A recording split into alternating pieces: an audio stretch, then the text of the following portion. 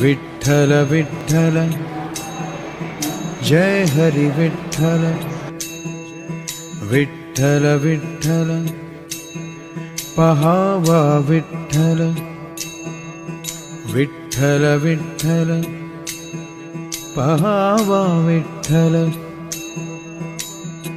उजडी राहिले उजड होऊन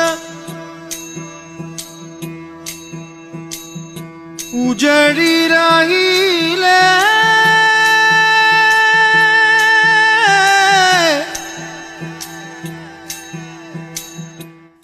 व्यवसायित्मिका बुद्धी समादोन विधीयते. जिथे भोग आणि ऐश्वर्य असतं ना, तिथे बुद्धी टाळ्यावर राहत नाही, एकाग्र राहत नाही. या सत्यवतीच्या वडिलांनी भीष्मदेवाला सांगितलं, ठीक आहे बाबा, तू मान्य करतोय की तुझी मुलं राज्य करणार नाहीत, परंतु तुला मुलं झाली, तुझा विवाह झाला, तुला मुलं झाली, तर ती मुलं अधिकाराने सांगू शकतात ना, आमचे वडील मोठे होते, राज्यकारभार आम्हाला करायचंय. त्यावेळी तू थोडीच थांबू शकतो नाही. कितीही स्वप्न ना.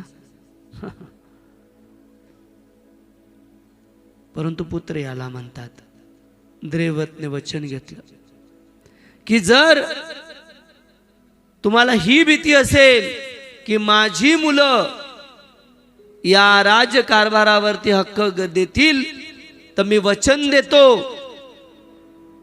चंद्र, सूर्य, ब्रह्मा, शिवजी, 12 रुद्र, 8 वसु, अग्नी, 10 दिशा, पृथ्वी, आकाश, हे सगळ्यांसमोर मी वचन देतो की देवव्रत आजन्म ब्रह्मचारी राहील पित्यासाठी. आणि जेव्हा हे वचन त्यांनी घेतलं, त्यावेळी आकाशामधून पुष्पवृष्टी झालेली आहे. याला म्हणतात पुत्र. आणि म्हणून देवव्रताचं नाव झालं भीष्म.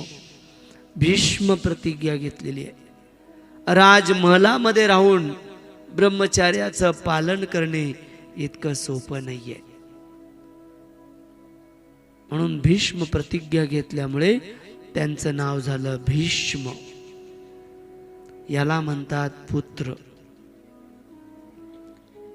नीट लक्षात घ्या. पंढरपूरला गेलात, आज भगवंत विठ्ठल अवतीर्ण झालेत आपल्याकडे, नाही का? सुंदर ते ध्यान उभे विठेवरी.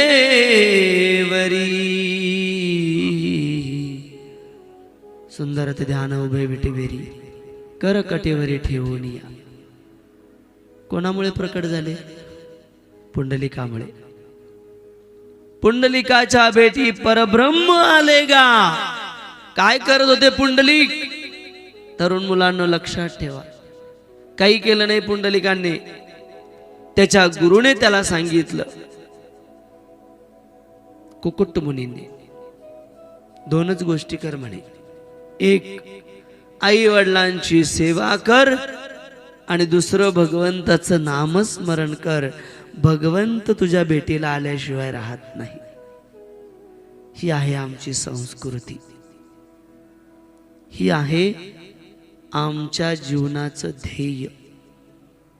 श्रावण बाळ नाही, रामायणामध्ये वर्णन आहे. श्रावण बाळ कावड घेतली, आई वडील अंध, एका कावडीमध्ये आईला बसवलं, एका कावडीमध्ये वडिलांना बसवलं, आणि काशी यात्रेला निघाला. वाटेमध्ये दशरथांचा बाण लागलेला आहे, छातीमध्ये घुसला. कळवळा येऊन देह सोडण्याची वेळ आली. दशरथ महाराजांना विनंती केली की मी तर चाललो, माझ्या आई वडिलांना काशीची यात्रा घडवावी, हीच आपल्याला विनंती. त्या श्रावण बाळाची ही पुण्यभूमी, ज्या पुंडलिकांनी स्वयं कृष्णाला विटेवर उभं केलेलं आहे, म्हणून पांडुरंग त्यांना म्हटलेलं आहे, त्या भगवंतांना आई वडिलांची सेवा आणि भगवंताचं नाम कीर्तन करून उभं केलेलं आहे. ही आपल्या या मातेची संस्कृती आहे, पण आम्हाला ज्ञात नाही. लहानपणी एक गोष्ट होती. एकदा एक आई, मुलाचं लग्न होतं, मुलगा आनंदी नाही. आई विचारते, बाबा काय झालं, दुःखी कायस? तर काय नाही म्हणे, सुनेला तुझं काळीच पाहिजे म्हणे. काय पाहिजे? काळीच पाहिजे. आईचं हृदय. आई म्हणे ठीक आहे लेकरा. आई काळीच काढून देते. मुलगा धावत निघतो, वाटेत ठेच लागते, पडतो, काळीज दूर पडतं. त्या काळजातून आवाज येतो, बाळा लागलं तर नाही ना रे? विसरू नको रे आई बापाला, झिजवली ज्यांनी काया, काया झिजवणी तुझ्या शिरावर, धरली फुलाची माया रविड्या. विसरू नको रे तू आई बापाची माया. नाही, दुर्भाग्यवश आई वडील आता ATM कार्ड झालेले आहेत. हे पाहिजे, ते पाहिजे, असंच पाहिजे, तसंच पाहिजे. आणि तुम्हालाही सांगतो, जास्त कमवून ठेवू नका, जास्त कमवून ठेवू नका. त्यांच्या पायावर त्यांना उभं राहू द्या. अति कमवलं आळशी बनतील, डोक्याला ताण देतील. जेवढं आपल्या आटोक्यात उगाचच मला जे मिळालं नाही ते माझ्या पोरांना करून ठेवायचंय, आणि मग पोरग काय दिवे लावल कळत नाही. म्हणून करावं, पण त्यांच्या टप्प्यातच करावं. हा नीट लक्षात घ्या. सांगण्याचं तात्पर्य हेच. वृद्धाश्रम भरायला लागलेली आहेत, नाही, वृद्धाश्रम भरायला लागलेले आहेत. का? कारण आपल्या संस्कृतीपासून आम्ही दूर चाललेलो आहोत. आणि बरं ठीक आहे, तरुण मुलं सोडा, आपणही वय झालंय, आता संसार त्यांना त्यांचा करू द्या, नाही का? बाबांनो, ही शेती, हा व्यवसाय, हा पैसा जुमला थोडा स्वतःकडे ठेवा. सगळ्यात नका देऊ, ठेवा स्वतःकडे. नाही, खर्च करा, आनंदाने खा, यात्रा करा. नाही तर काय, लाईट बिल भरलं का? है की नाही? ते मोटरीचं बिलच आलं नाही, ती मोटरच खराब झाली, आणि ते रिक्षाच घेऊन गेला नाही. चालत जायला काय पाय मोडले होते का? 2 व्हीलर घेऊन गेला. कशाला बोंबल नाही? तुझं आहे तुझं पाशी, परी जागा चुकलाशी. भगवंताची भक्ती आणि भगवंताची सेवा हे मनुष्य जन्मामध्ये करायचंय. वेळ आल्यानंतर म्हणून 51, किती लोकांचं झालंय? हात वरती करा. 51 कोण कोण आहे? 51 मध्ये हात वरती करा. वय ज्याचं 51 झालंय हात वरती करा बरं. 51 का म्हणले माहिती आहे का? 51. आता वनात जायची पाळी आलेली आहे. 51. आता तुम्ही ठरवा. म्हणून भगवंताची भक्ती करणं हा पर्याय आहे. आपली संस्कृती जपणं गरजेचं आहे. भीष्म पितामह आपल्या जीवनावरून शिकवतायत. आई वडिलांची सेवा केली पाहिजे, आई वडिलांसाठी जीवन दिलं गेलं पाहिजे. श्रावण बाळाचं जीवन चरित्र आहे. रामायण महाभारतामध्ये रामायण भगवान श्री राम, नाही, दशरथ महाराजांनी तर रामाला सांगितलं, या कैकेयीला मारून टाक किंवा मला मारून टाक, पण तू वनवासाला जाऊ नको रे रामा, तू वनवासाला जाऊ नको. परंतु दशरथ महाराजांना संतुष्ट करण्यासाठी भगवंत 14 वर्ष वनवासाला गेले.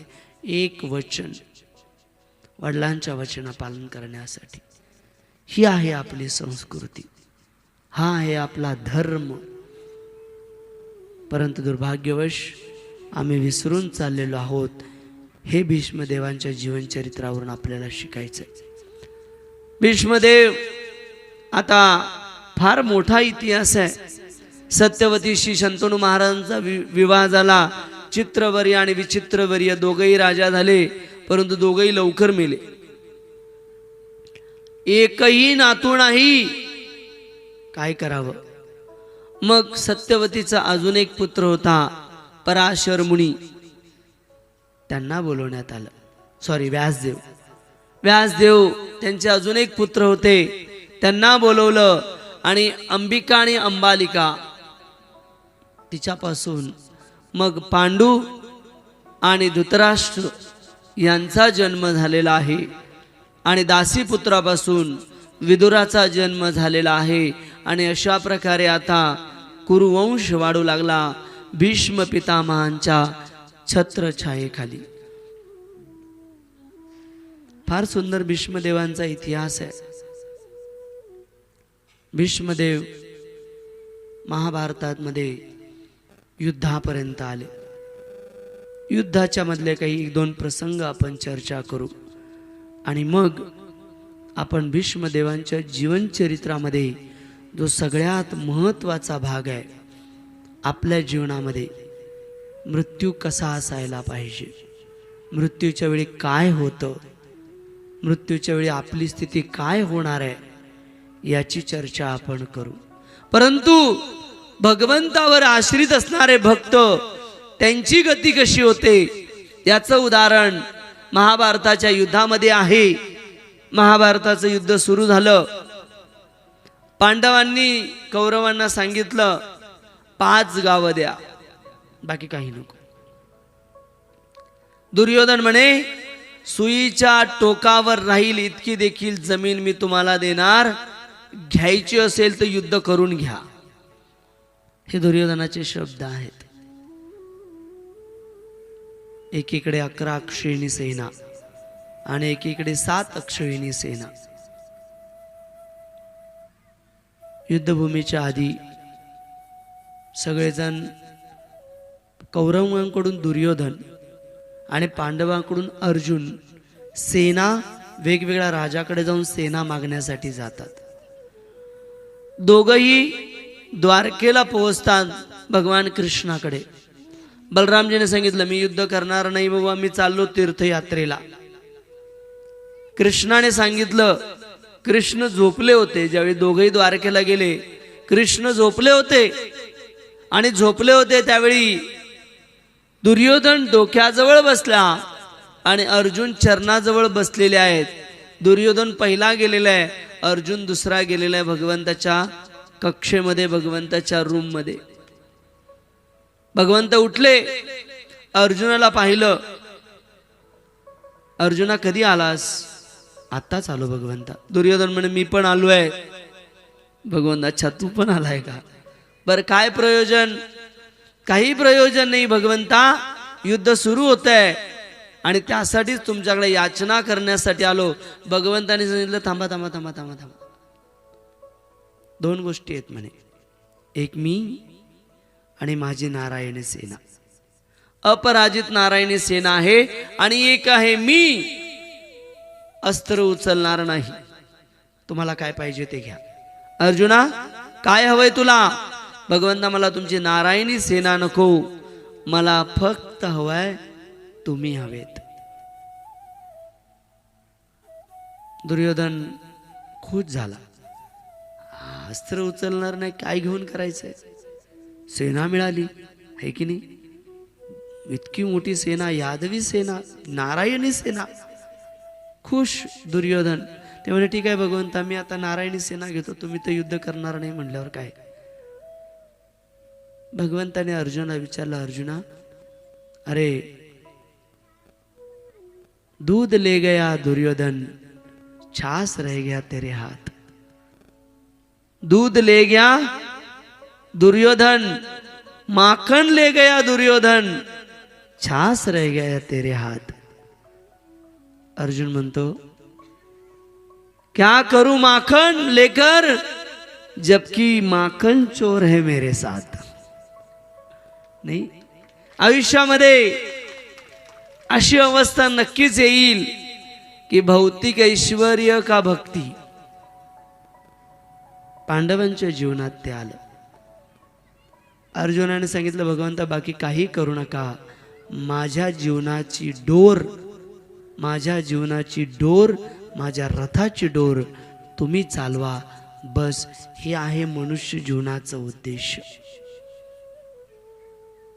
आम्ही आमची डोर कुठे ठेवतो?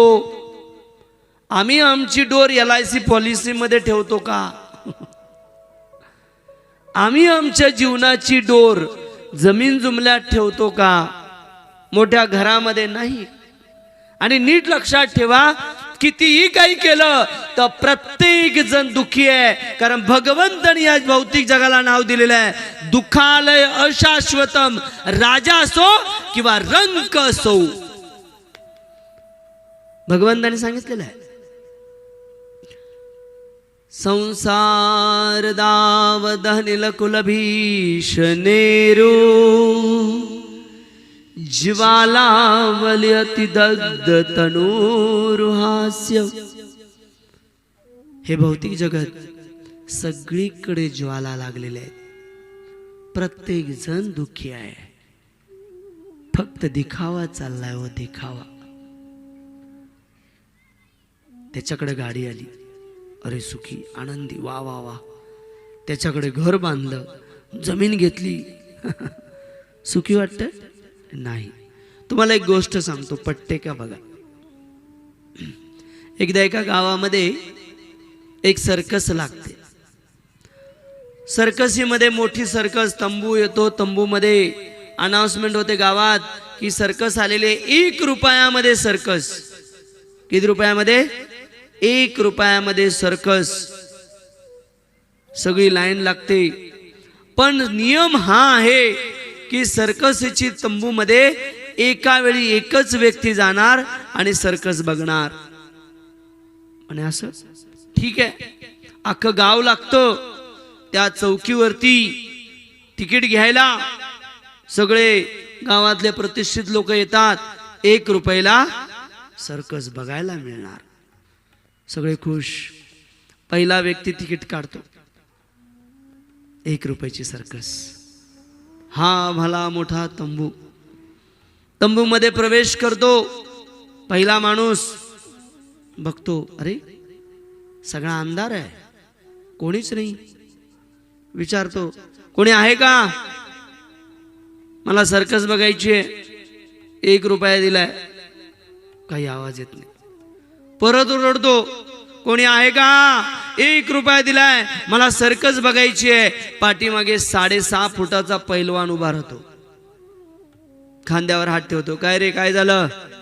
काही नाही म्हणे, 1 रुपया दिलाय आणि मला सर्कस बघायची आहे. त्याची छाती पकडतो.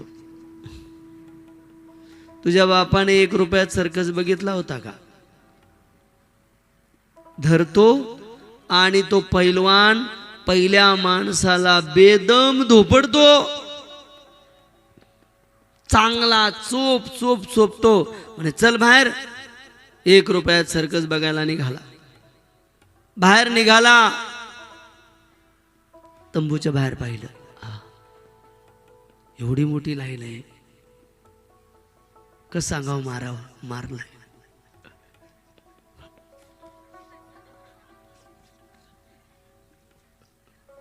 बाहेर निघाला. दुसऱ्याने विचारलं, कशी आहे सर्कस? लय भारी आहे म्हणे, लय भारी. जात मध्ये दुसरा तयार होऊन निघाला. सर्कस आहे, हात आला तर अंधार आहे. तो म्हणला, सर्कस बघितली 1 रुपयात, इथे तर अंधार आहे. ओरडला, कोण आहे का? 1 रुपया दिलाय, सर्कस बघायची आहे. ते पैलवान परत आलं. पहिल्यापेक्षा डोकं गरम झालं. त्याने पहिल्याला मारला तरी हा दुसरा आला. मग त्याला त्याच्यापेक्षाही वेदम धोपडतो. चल बाहेर म्हणे, सर्कस बघायची आहे. आता हा मार खाल्लाय अवस्थेमध्ये बाहेर निघतो, तंबूतून बघतो, गाव उभा आहे. कसं सांगावं? त्याला दिसली असेल सर्कस, जाऊन दे, कपडे नीट इस्त्री करून बाहेर पडतो. तिसरा विचारतो, गाववाले सर्कस कशी आहे? फार चांगली आहे. अख्खं गाव मार खाऊन येतं. कोणी या संसारामध्ये सुखी राहू शकत नाही, कारण तुकोबारायाने सांगितलेलं आहे, सुख पाहते जवा पाडे, दुःख पर्वता एवढे. कळालं? नाही कळालं आम्हाला. संसार दुःख मूळ चोहूकडे इंगळ. नाही का? रात्रंदिवस होई तळमळ, पण आम्हाला नाही कळलं. केवळ दिखावा आणि विसरलेलो आहोत. आणि म्हणून संसार जो आहे ना, हे दुःखालय शाश्वत आहे. संसार कूपे पतितो जगादे, मोहांध पूर्ण विषयात सक्ता, करावलंबन मम देहिनाथ, गोविंद दामो दरमाधवेती, गोविंद दामो दरमाधवेती.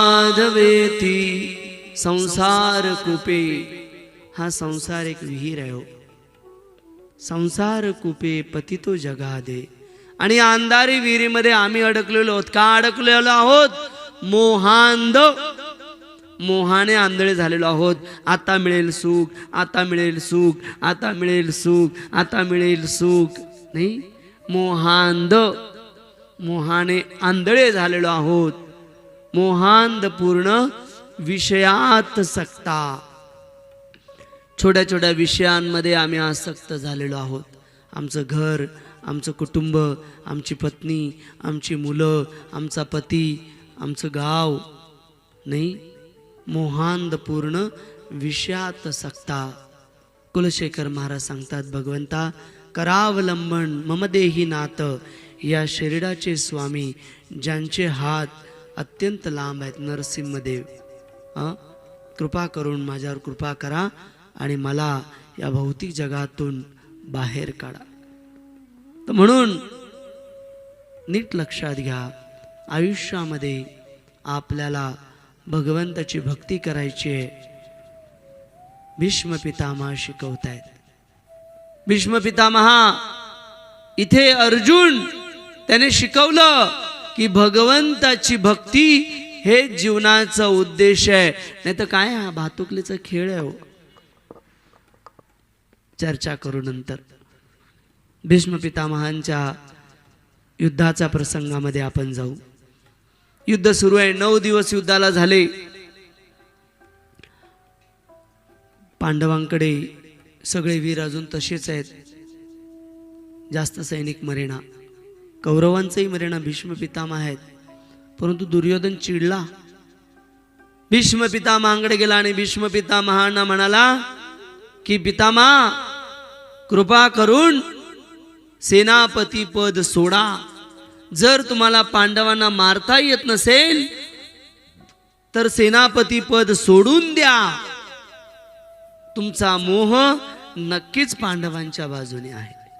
हे ऐकल्यानंतर क्षत्रियाला अपमानापेक्षा, मृत्यूपेक्षा अपमान भयानक असतो. भीष्म पितामहाने सांगितलं दुर्योधनाला, हे दुर्योधना, मी वचन घेतो की उद्या देवी देवता जरी मध्ये आले तरी 5 पांडवांना कोणी वाचवू शकणार नाही. हे मी वचन तुला देतो. आणि 5 तेजस्वी दिव्य बाण भीष्म पितामहाने आपल्या हातात ते प्रकट केले. चमकणारे दिव्य तेज बाण बघितल्यानंतर दुर्योधन फार खुश होतो की उद्या 5 पांडव संपले. दुर्योधन भीष्म पितामहांना म्हणतो ठीक आहे, मान्य मला की तुम्ही उद्या माराल, पण हे 5 बाण माझ्याकडे राहू द्या, ही अशी विनंती आहे तुम्हाला. म्हणे ठीक आहे, काही चिंता नाही. ते 5 बाण दुर्योधन घेऊन निघून जातो. भीष्मांना चिंता, उद्या पांडवांना मारावं लागणार. असो, भीष्म त्यांच्या शयन कक्षेमध्ये, दुर्योधन त्यांच्या शयन कक्षेमध्ये, अर्जुन त्यांच्या शयन कक्षेमध्ये झोपलेला आहे. जाग कोण आहे? भगवान कृष्ण. जर भगवंतांना डोर दिली ना, तर भगवंत आपली सगळी काळजी घेतात. सगळी काळजी भगवंत घेतात. अर्जुन झोपलेला आहे, भगवंत उठवतात, अर्जुना उठ. अर्जुन म्हणे काय झालं, डोळे चोळत. काही नाही म्हणे. अरे तुला कळालं का, भीष्म देवांनी वचन घेतलेलं आहे, उद्या तुमच्या 5 भावांचा वध करतील आणि 5 दिव्य बाण निर्माण केलेले आहेत. भगवंता, आता युद्ध उद्या आहे. तुम्ही सांगितलं युद्ध कर, मी युद्धाला उभं राहिलो. आता मला झोपू द्या, थकलोय. उद्या युद्धात जे तुम्हाला करायचंय तेच तुम्ही करणार, मला माहिती आहे. पण आता माझी ताकद नाही, मला झोपू द्या. भक्तावर ज्यावेळी एखादा भक्त भगवंतावर ते आरक्षित असतो ना, रक्षित, त्यावेळी त्याला चिंता नसते. नाही, चिंता चिता शमारस्व बिंदु मात्र विशेषता, चिंता दहती सजीवम चिता दहती निर्जीवम. चिंता आणि चिता याच्यामध्ये फरक काय आहे? चिंता आयुष्यभर जाळते आणि चिता एकदाच जाळते.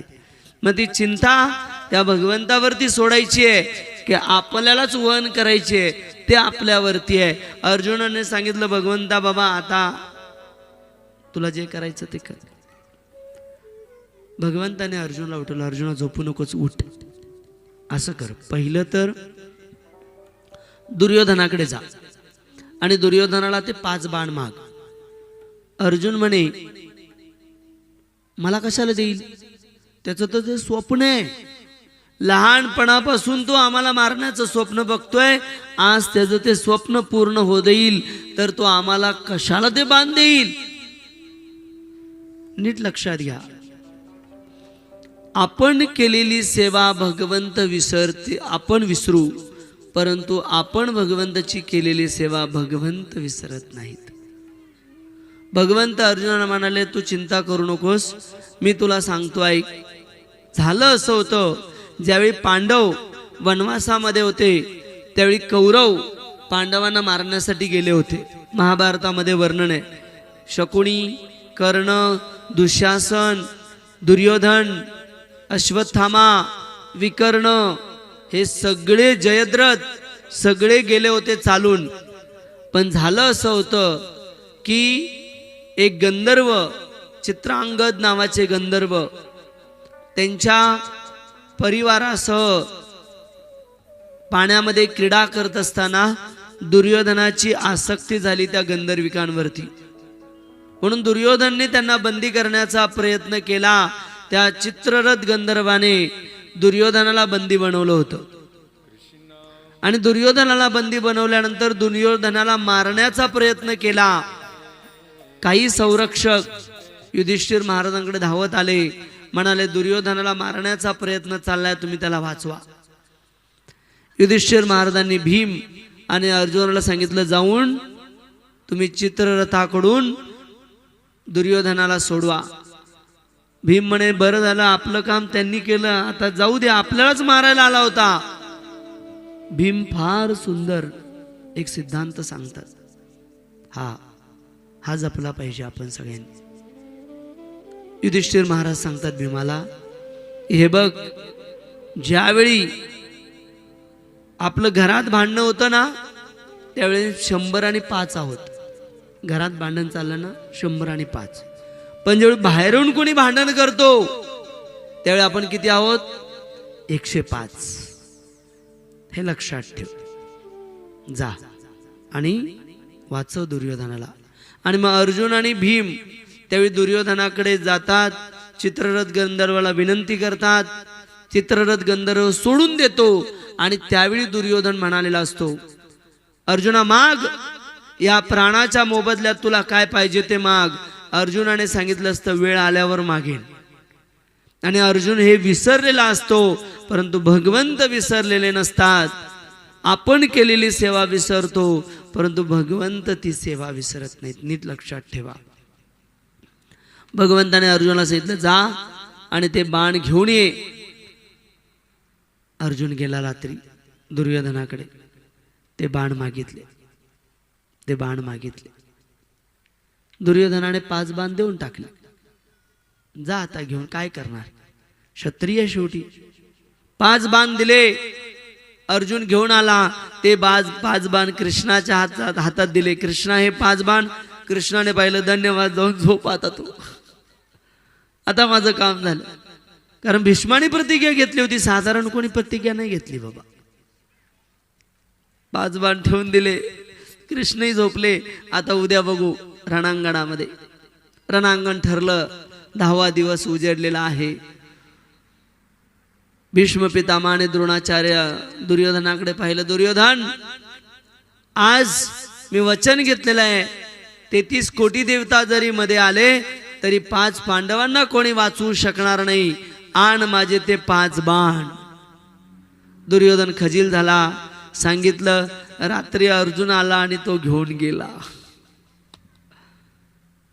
भीष्मदेवांना वरून क्रोध आला, पण आतून बरं वाटलं, बरं झालं. पण एका वाईट गोष्टीचं वाईट वाटलं, माझं वचन मोडलं. माझं वचन काय होतं, आज पांडवांचा मृत्यू होईल. आणि हे वचन कोणामुळे मोडलं, साहजिकच कृष्णामुळे. तर मग भीष्मदेवांनी 10व्या दिवशी दुसरं वचन घेतलं, एक तर आज 5 पांडव यांना मी जिवंत ठेवणार नाही. नाही तर दुसरं, भगवंताने आपलं वचन घेतलंय ना, मी अस्त्र उचलणार नाही. आज त्यांचा नियम, त्यांचं तर वचन मी तोडायला लावेन. दोघातली एक गोष्ट मी करेन. आणि भीष्म पितामहाने महाभारतामधल्या युद्ध पर्वामध्ये उत्तर सुंदर उदाहरण आहे की भीष्म पितामह मनाच्या गतीने बाण सोडू लागले. वायुबाण, अग्नेयबाण, मानवस्त्रबाण, विविध बाण सोडू लागले आणि सगळ्या पांडवांना घायल केलेलं आहे. शेवटी अर्जुनाला आता समोर टिपलेला आहे. अर्जुनाचा वध करतात की काय, भगवंतांना घायल केलेला आहे. भगवंताच्या अंगावरती बाण मारलेला आहे. भगवंताच्या अंगातून रक्त वाहायला लागलेलं आहे आणि त्या रक्तामुळे भगवंताचं शरीर दिव्य शोभायमान दिसतंय आणि उरालेल्या धुळीमुळे भगवंताचा चेहरा अजून चमकतोय. भीष्मदेवांनी शेवटच्या टप्प्यामध्ये अर्जुनाला ठेवलेलं आहे. भगवंत रथावर उभा राहिलेले आहेत. रथांग पाणी त्रिभुवन कमलम तमाल वर्णम. भगवंत 3 ठिकाणी बेंड झालेले भगवंत, त्यांनी चक्र उचललेलं आहे. रथाचं चक्र उचललेलं आहे. भगवंत खाली उडी मारलेले आहेत आणि भीष्मदेवांच्या अंगावर धावून चाललेले आहेत. भीष्मदेवांनी धनुष्यबाण खाली टाकलेलं आहे आणि सांगितलेलं आहे, भगवंता हा देह तुम्हाला समर्पित आहे. अर्जुनाने पाय पकडलेले आहेत आणि शंख वाजलेला आहे. संध्याकाळ झालेली आहे. भगवंतांनी आपलं वचन तोडलेलं आहे. भक्ताला सांभाळण्यासाठी, भक्ताची काळजी घेण्यासाठी. कोणतेही प्रतिजानेही नमे भक्त्या प्रणश्यती. भगवंतांनी वचन दिलेलं आहे की माझ्या भक्ताचा कधीही नाश होणार नाही. या पूर्ण लीलेमध्ये आपण एकच गोष्ट शिकू शकतो, ती म्हणजे भगवंत भक्तासाठी काही करण्यासाठी तयार असतात. राखे कृष्ण मारे के. भगवंतांनी ठरवलं पांडवांना ठेवायचा तर कोणीही मारू शकलेलं नाही. ही भगवंताची महात्ता आहे, नीट लक्षात घ्या. पांडव विजयी झालेले आहेत, परंतु त्याच्या मागे भगवंताची दिव्य योजना, काय काय करावं लागलं. या पूर्ण लीलेमध्ये आपण एकच शिकू शकतो की भगवंत भक्ताचे पाठीराखा आहेत. जरी आपण भगवंतांना विसरलो तरी भगवंत आपली केलेली सेवा विसरत नाहीयेत. भीष्म पितामहा यांना मारण्याचं ठरतं. अंबा आता शिखंडी झालेले आहेत, रथावर उभे आहेत अर्जुनाच्या, आणि अर्जुनाने बाण मारले. किती बाण मारले भीष्म पितामहांना? एक एक सुईचं टोक जाईल इतकी जागा नव्हती. आणि मग युद्ध संपलेलं आहे. युधिष्ठिर महाराज विजयी झाले, परंतु प्रश्न, 64 करोड सेना माझ्यामुळे मेलेली आहे. दुःख झालं. त्याने भगवंतांना प्रश्न विचारला. भगवंत त्याचं उत्तर देऊ शकले नाही. उत्तर देण्यासाठी एका महान भक्ताची योजना भगवंताने निर्माण केलेली आहे. भगवंत उत्तर देऊ शकले असते, परंतु भगवंतांना ती संधी, आपल्या भक्ताचं गुणगान करण्याची संधी सोडायची नाहीये. म्हणून कुरुक्षेत्राच्या युद्धभूमीमध्ये युधिष्ठिर महाराजांना पाठवलेले आहे. आणि आता सगळ्या प्रश्नाची उत्तरं भीष्म पितामह देतील बाणाच्या शय्येवर पडल्यानंतर. याला म्हणतात भगवत भक्त. युधिष्ठिर महाराजांनी प्रश्न विचारलेले आहेत. स्त्री धर्म काय, राजधर्म काय, गृहस्थ धर्म काय? त्याच्यामध्ये 9 गोष्टी आहेत. क्रोध करू नये, गरजेपेक्षा जास्त धन कमवू नये, है की नाही, खोटं बोलू नये, नशा करू नये, अशा 9 गोष्टी गृहस्थांसाठी सांगितलेल्या आहेत. ब्रह्मचार्याचं काय कर्तव्य, राजाचं काय कर्तव्य, एका स्त्रीचं काय कर्तव्य, भीष्म देवांनी युधिष्ठिर महाराजांना बाणाच्या शय्येवरती ते ज्ञान दिलेलं आहे. भगवंत भेटायला येतात. उत्तरायण सुरू होतं. खरं तर भगवंताची स्वागत करण्याची पण शक्ती नाही आहे, तरी देखील भीष्म पितामह भगवंताचं स्वागत वाणीने, डोळ्यांनी, साश्रुष्य नयनांनी आणि मान हलवून भगवंताचं स्वागत करतात, प्रणाम करतात. आणि उत्तरायणामध्ये भगवंताच्या सुंदर मुखकमलाचं दर्शन करत करत भीष्म पितामह आपल्या जीवन यात्रा संपवतात. इच्छा मृत्यूचं वरदान आहे, शंतनू महाराजांनी दिलं होतं त्यांना. भीष्मदेवाने आपलं जीवन संपवलं. जीवन संपवत असताना भीष्मदेवांनी जीवन कसं संपवावं याचं उदाहरण आपल्या समोर प्रस्तुत केलेलं आहे. कारण हा मृत्यू इतका सोपा नाहीये.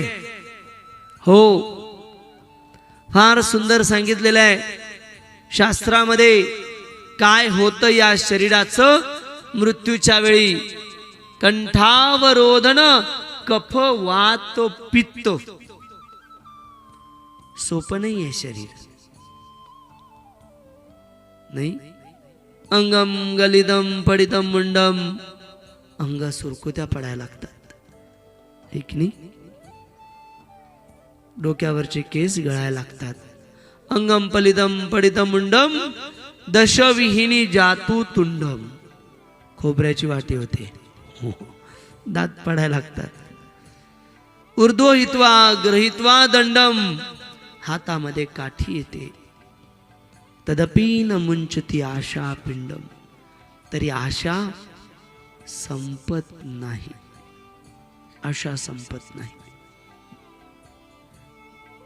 कफ वात पित्त कंठावरोधन कंठापर्यंत येत घुरघुर आवाज येतो आणि मग तो घुरघुर आवाज पाहिल्यानंतर सगळे म्हणतात आता तिकडं कोपऱ्यातच झोप, कोणी बघायला येणार नाही. आणि हे शरीर समोरून यमदूत आल्याशिवाय राहणार नाही. नीट लक्षात ठेवा, आपण बसलेल्यांपैकी कोणीही असा नाही की ज्याला यमदूत यायला नेणार नाहीत. हो, सगळ्यांना येणार, मलाही येणार आहेत, घाबरू नका. हो, कारण यमदूतच येतात न्यायला. तुकोबरायांसारखे जे जीव असतात ते स्वधाम भगवत धामात जातात. आपल्याला यमदूतच येणार. आणि यमदूत आल्यानंतर त्यांचं अकराळ विकराळ रूप, हो, शिंग नाही, काळा वर्ण, डोळे लाल लाल, बघितल्यानंतरच मलमूत्र विसर्जित केल्याशिवाय राहणार नाही आपण. आणि मग यमदूतांना बघितल्यानंतर मृत्यूचे टेम्परेचर वाढतं बघा, ताप वाढतो, अंग गरम व्हायला लागतं. का? समोर यमदूतांना बघितल्यानंतर, यमदूत समोर दिसल्यानंतर मग कफवात पित्तवर आलेल्या ओरडण्याची इच्छा होते, आपण ओरडू शकत नाही. आणि त्यावेळी आयुष्यभर जे केलेले ना ते रीळ फिरते बर का. आणि ज्याच्यावर आसक्त आहे, अंतकाले च मामेव स्मरण मुक्त्वा कलेवरम यप्रयाति समद्भावम याति नास्तत्र संशया. यात मुळीच संशय नाही. जिथे पिक्चरची रीळ थांबेल, नीट लक्षात घ्या, जिथे पिक्चरची रीळ थांबेल, एखाद्याचा खाना खाता खाना आठवलं त्याला, भगवंत म्हणेल तुला मनुष्य जन्म दिला, नुसता गिळतच बसला, पुढच्या जन्मी हत्ती बन. एखादा मांस खात असेल, भगवंत म्हणतील पुढच्या जन्मी वाघ आणि सिंह बन. एखादा जास्त धावत असेल, भगवंत म्हणे घोडा बन. एखादा जास्त स्विमिंग करत असेल, भगवंत म्हणे मासा बन. नाही का? एखादा नटनटी असेल, कपडे काढून, भगवंत म्हणे अरे इतका मनुष्य चांगला देह दिला, कपडे काढून नाचू राहिला तू, पुढच्या जन्मी झाड बन. हे पूर्वीच्या काळातले नटनटी आहेत. हो, नीट लक्षात घ्या. नाही, प्रत्येकाला देह ठरलेला आहे. जशी इच्छा तसा देह. पण त्या देहाआधी पोहोचण्यासाठी नरकाती जावं लागतं बरं का. फार मोठा पर्याय आहेत. त्यामुळं मनुष्य जीवनामध्ये भीष्म पितामह शिकवतायत, आपण भगवंताचं स्मरण केलं पाहिजे. प्रत्येक कार्य भगवंताच्या आनंदासाठी ज्या दिवशी करू, त्या दिवशी तो दिवस दूर नाही की आपल्याला देखील मृत्यूच्या वेळी भगवंत समोर उभे राहतील. प्रभुपादांनी करून दाखवलं. प्रभुपादांचे एक संन्यासी शिष्य, ज्यांचं नाव होतं सुदाम स्वामी महाराज. सुदाम स्वामी महाराज भरपूर प्रचार केला, परंतु कालांतराने गृहस्थ आश्रमामध्ये प्रवेश करून भक्तीपासून थोडे दूर गेले. मृत्यूच्या वेळी कॅन्सर झाला, परत भक्तीत आले, जप करू लागले. आणि अशातच एकदा आई समोर आली, शरीर सोडण्याची वेळ झाली. सुदाम महाराजांनी हात वरती केला. आईला म्हणलं, आई प्रभुपाद नेवर चिटस. प्रभुपादांनी आमच्याबरोबर चिटिंग केली नाही. साक्षात कृष्ण समोर आलेले आहेत, उदाहरणं आहेत. नीट लक्षात घ्या. म्हणून आयुष्याच्या शेवटी जीवन ही तयारी आहे मृत्यूची, हे भीष्म पितामह शिकवतायत. आणि मग राजा परीक्षित महाराजांनी दिलेल्या प्रश्नाचं उत्तर हेच आहे. काय प्रश्न होता? ज्याला मनुष्य देह मिळाला त्याच्या देहाचं कर्तव्य काय, आणि जो मृत्यूच्या जवळ आहे त्याचं कर्तव्य काय? त्याचं कर्तव्य आहे भगवंताची सेवा, भगवंताचं नाव, भगवंताचं कीर्तन, भक्तांची सेवा, बाकी काही नाही. आणि हेच आपल्याला करायचंय. पहिल्या स्कंदाच्या शेवटच्या टप्प्यामध्ये आलेलो आहोत. फार सुंदर या शेवटच्या टप्प्यामध्ये शुकदेव गोस्वामींचं आगमन परीक्षित महाराजांच्या सभेमध्ये झालेलं आहे. फार सुंदर आहे. अनेक ऋषीमुनी जमलेले आहेत. परीक्षित महाराज आणि सुखदेव गोस्वामी यांचं जीवन चरित्र वर्णन केलेलं आहे. आणि मग प्रवेश होतो दुसऱ्या स्कंदामध्ये. उद्या दुसऱ्या स्कंदापासून 10 स्कंदापर्यंत आपण नक्कीच त्याची चर्चा करू. प्रत्येक स्कंदामध्ये काय काय दिलेलं आहे थोडं थोडं, जेवढं होईल तेवढं. विशेषतः प्रल्हाद महाराजांचं जीवन चरित्र अभ्यासू. प्रल्हाद महाराज 5 वर्षाचे बालक, काय असं त्यांनी केलं की 6 महिन्यामध्ये भगवंत त्यांच्या समोर उभे राहिले. काय असं त्यांनी केलेलं आहे? त्यांचं जीवन चरित्र अभ्यासू. कपिल मुनी, माता देहूती, अनेक भजनही उद्या गाऊ. आज थोडी बॅटरी जागेवर आलेली आहे. उद्या अजूनही, उद्या भजनही गाऊ, कीर्तनही करू. आणि मग 10 स्कंदापर्यंत. कारण पादो यदी वै प्रथम द्वितीया तृतीया तूर्ण गतोदयोदरु नाभिस्तथापन च एवम षष्ठो भुजातरंगो कथानो तथान्यम. श्रीमद भागवतमचे जे 12 स्कंद आहेत त्यामध्ये पहिले 2 स्कंद भगवंताचे चरण कमल आहेत. 3रा आणि 4था स्कंद भगवंताचे कटी प्रदेश किंवा मांड्या मानलं जातं. 5वा स्कंद भगवंताचं नाभी कमळ आहे. 6वा स्कंद भगवंताचं वक्षस्थळ आहे. 7वा आणि 8वा स्कंद भगवंताचे हात आहेत. 9वा स्कंद भगवंताचं कंठ आहे. नवमम कंठस्थो रामम. 10वा स्कंद भगवंताचं मुखकमल आहे. 11वा स्कंद भगवंताचं ललाट आहे. 12वा स्कंद काही आचार्यांच्या मते भगवंताचं तिलक आहे, तर काही आचार्यांच्या मते भगवंताचं हास्य आहे. म्हणून चरणांपासून आपण वरती जाणार आहोत. म्हणून पहिला आणि 2रा स्कंद, 2ऱ्या स्कंदातली एक कथा आज आपण घेणार आहोत. खटवांग महाराजांची फार सुंदर कथा आहे. 2ऱ्या स्कंदातली एक कथा घेऊ आणि मग 2रा स्कंद, 3रा, 4था, उद्या 10 स्कंदापर्यंत उडी मारू. आणि मग शेवटचे 2 दिवस भगवान श्रीकृष्णांचा जन्म, रुक्मिणी स्वयंवर, सुदामा भेट, जितक्या कथा करता येतील. पूतनावध, आहा, पूतनावधामध्ये भगवान कृष्ण प्रवेश करतात. पूतना भगवान कृष्णांना मारण्यासाठी प्रवेश करते. पूतनेला बघून भगवंत डोळे बंद करतात. पूतना आली, भगवंताने डोळे बंद केले. तर का बंद केले तिची 40 कारण आहेत. नाही, चला एक ट्रेलर छोटंसं कारण सांगतो.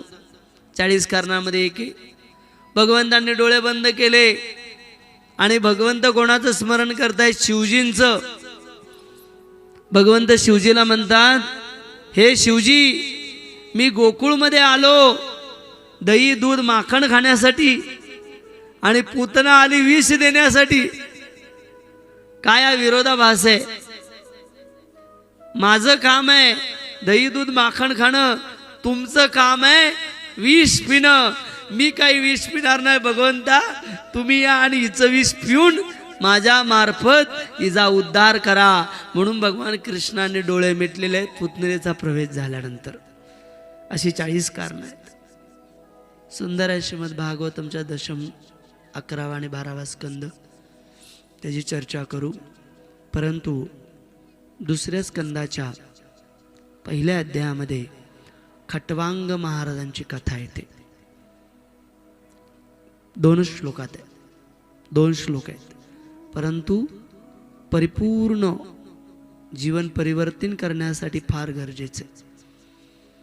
खटवांग महाराज अत्यंत वीर होते, पृथ्वीवरचे राजा होते आणि इतके वीर होते की देवी देवता ज्यावेळी असुरांबरोबर युद्ध करायचे, त्यांच्या बरोबर युद्ध करण्यासाठी ज्यावेळी देवी देवता हरायचे त्यावेळी खटवांग महाराजांना घेऊन जायचे बरोबरीला की तुम्ही आमच्या बाजूने युद्ध करा. असंच एकदा खटवांग महाराजांना युद्धाला नेलं. युद्ध बरेच महिने चालले, बराच काळ लोटला आणि काळ लोटल्यानंतर युद्ध देवी देवता जिंकले. जिंकल्यानंतर खटवांग महाराजांवरती देवी देवता संतुष्ट झाले आणि देवी देवतांना विचारलं. खटवांग महाराजांनी, आता मी निघालो, माझ्या परिवारामध्ये जाण्याची इच्छा आहे. देवी देवतांनी विचारलं, अजून काही इच्छा आहे का तुझी? खटवांग महाराजांनी सांगितलं, परिवारामध्ये जाण्याची तर इच्छा आहे, पण सगळ्यात महत्वाची इच्छा, माझ्याकडे वेळ किती कमी आहे ते सांगा. किती वेळ वाचलाय हा देह सोडण्यासाठी? देवी देवताने सांगितलं, तुझ्याकडे फार थोडा वेळ वाचलेला आहे, थोडासा वेळ आहे, जास्त नाही. खटवांग महाराजांनी सांगितलं, पटकन मला पाठवा आणि मला स्मृती द्या, भगवंतावरती माझी चेतना स्थिर होईल. खटवांग महाराज बद्रीनाथ मध्ये आले, भगवंतावरती ध्यान केलं आणि देह सोडला क्षणात. आणि आपल्या या दिव्य देहाचं प्रयोजन पूर्ण केलेलं आहे. आम्हाला माहिती आहे आमच्या आयुष्यात किती वेळ आहे, नाही. म्हणून आयुष्य वाया घालवू नका, आयुष्य वाया घालवू नका. काय माहिती किती वेळ आहे, किती श्वास आहेत आम्हाला माहिती नाही. कोरोनामध्ये ज्यांच्याबरोबर खात होतो, उठत होतो, बसत होतो, बोलत होतो, कित्येक जण दूर निघून गेले, नाही का? मग आमची वेळ यायला किती वेळ लागणार आहे? म्हणून वेळ वाया घालवू नका. प्रत्येक वेळ हरिनामाशी, हरिकथेशी, हरिसेवेशी जोडला गेला पाहिजे. आणि म्हणून या कलियुगामध्ये भगवंतांनी हरे कृष्ण महामंत्र दिलेला आहे. नीट लक्षात घ्या. या कलियुगामध्ये आयुष्य कमी, वेळ कमी, बुद्धी कमी, पैसा कमी, शुद्धता कमी. नारद मुनी ब्रह्माजीकडे गेले आणि ब्रह्माजींना विचारलं, ब्रह्माजी, अहो हे कलियुगातले जीव भगवंतांना कसं प्राप्त करणार? कारण कृते तो ध्यायतो विष्णू त्रेतायाम यजतो मखै द्वापरे परिचर्यायाम कलो तद्हरी कीर्तनात. सतयुगामध्ये भगवत प्राप्तीसाठी ध्यान धारणा होती. 60,000 वर्ष एका जागी थांबलात तर भगवंत प्राप्त होत होते. त्याच्यातही उर्वशी